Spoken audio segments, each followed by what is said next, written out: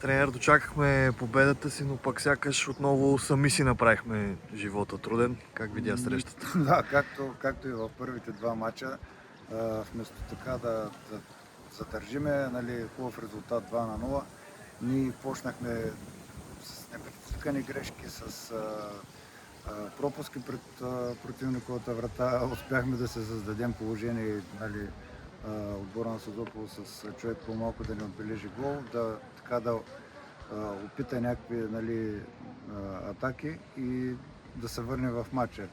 Това, възможностите са много по-големи от това, но в крайна сметка в тази среща беше важен резултат, в смисъл да продължиме напред, което и направихме, но със сигурност потенциала ни е много по-голям от това, което показваме като игра.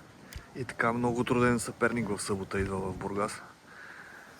Да, поредният труден матч, но няма кой да начака. Трябва да се възстановим първо от матча с Созопол и да излезем да изиграем един стойностен матч, а не епизодични минути от мачовете, както и в първите два матча, и да се поздравим с победа.